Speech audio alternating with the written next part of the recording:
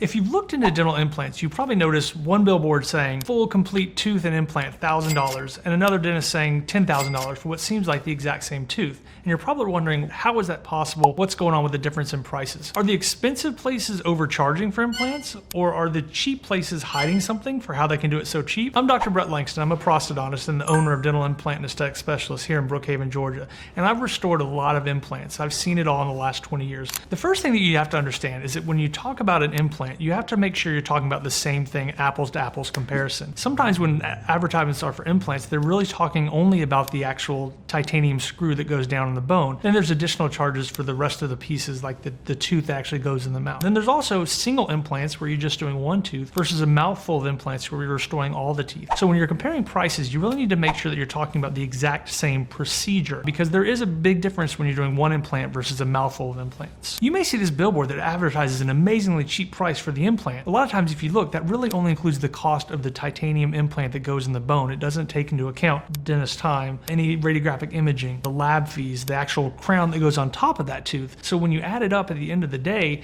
that really cheap implant that you see advertised on a billboard probably isn't as great a deal as you think it is. In our office, we just charge one fee. It's all inclusive for the implant, the crown, the surgery, any follow-up, any kind of adjustments or changes. All of that is one thing. We don't believe in nickel and diming here, so you know what you get. It's one inclusive price. Unfortunately, we have had a lot of patients that come to us having come from another office where they walked in thinking they were only going to have to spend $1,000 on an implant, and then once all it was said and done, they got a final bill. It was almost $8,000 or $9,000 that they weren't anticipating. If you are actually able to compare apples to apples, the same process, the same final delivery of the product, a lot of times the variation in fees comes from a variety of factors. There are actually a ton of different implant brands, and while you can get some cheaper brands, I like to compare it to cars. You can get a Pinto, you can get a little tiny car that, sure, it's an implant technically, but you don't have a lot of faith that it's going to last a lifetime. And a lot of times the better brands do a lot of research. They spend a lot of time and money on research and development to make sure that implant is the highest quality.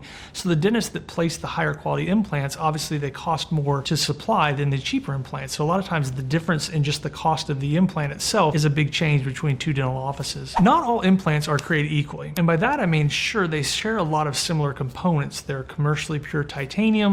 They're all pretty much the same shape. They come in lots of different sizes. But the difference is some of the brands spend a lot of money to develop a better, more premium quality implant that's going to last longer, cause less complications, and be able to easily restore. If you use a cheaper, lesser known implant, not only can you have complications, but 10 years from now, if that company goes out of business, a lot of times they don't make the parts and pieces and components to restore that implant. Fortunately, as a prosthodontist, we do get a lot of patients that come in with either unknown implants or implants that were done. There have been times where they don't make those parts and pieces anymore, and we almost have to start over. And that's really expensive, and it's a second surgery, and it's a lot more time involved for the patient. So it's one of those things, if you're gonna get an implant, you definitely wanna make sure you're going with a dental team that does it right, uses quality materials, uses a quality lab, plans the procedure out really well, because you don't wanna be stuck with an implant that's failing 10 years down the road that nobody can do anything with. And the main problem is that on day one, or even week one, or even month one, if you use a cheaper implant, you might not notice the difference. It might be going just fine, everything's great. Problem becomes at year 5 or at year 10 or year 15 when you start having trouble with that implant. A cheaper implant might have a lot more problems. It might not be able to be fixed, and a more quality implant can be fixed. Another major reason for the price difference is the experience of the surgical and restorative team. You want to make sure that your implant team has a lot of experience and does this consistently and does a lot of these cases. A dentist can go to a weekend course and learn how to place implants and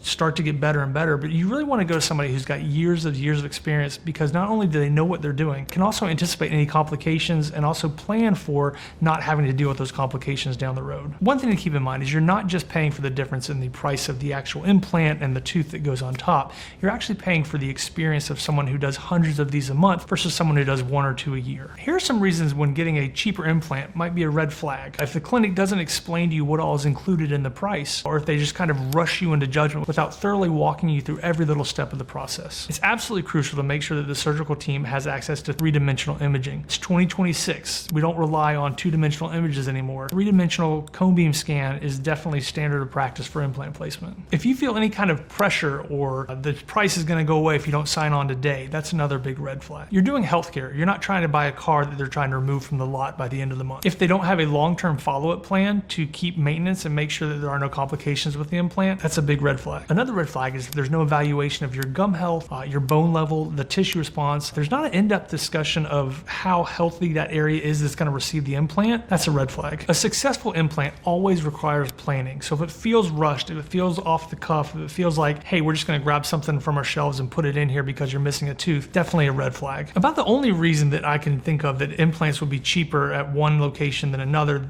this for a legit reason, is really for geographic or cost of living reasons. A lot of times in Metro New York, downtown Atlanta, surrounding areas where cost of living is more expensive, everything has a little bit higher price. Whereas in rural Montana, out in Alaska, the cost of living is a lot lower, and so the cost might be lower. So don't automatically assume just because the cost is lower where you are that it's not a quality implant. You just need to make sure you do your research and you know what you're getting. Instead of asking why is it so cheap, here's a couple better questions you should ask. Number one, what does this include? Is it just the implant, or is it the implant, the abutment, the crown, the whole prosthesis? What implant system do you use? If they can't tell you, or if they use a generic brand, that's a big red flag. What happens if something goes wrong? Do they have a plan for restoring the area, whether it's removing the failing implant, regrafting the area, putting in a new implant? Will they try and charge you to put that new implant in again? And finally, how many of these do you do a month? Are you experienced in possible complications? What's your success rate? How long have you been doing this for? What you're looking for is not only price transparency, but also clinical transparency when you're looking for your clinical provider. Dental implants are expensive, but look at them as a long-term investment. Sometimes the cheaper version isn't necessarily the worst, and sometimes the most expensive isn't necessarily the best. But if you don't understand exactly what you're paying for, you're not comparing apples to apples. So if this helped you, hit like, subscribe to our channel, or comment in the section below. I'm Dr. Brett Langston. I'm a prosthodontist and owner at Dental Implant and Aesthetic Specialist here in Brookhaven, Georgia. And I'm here to help you watch your mouth.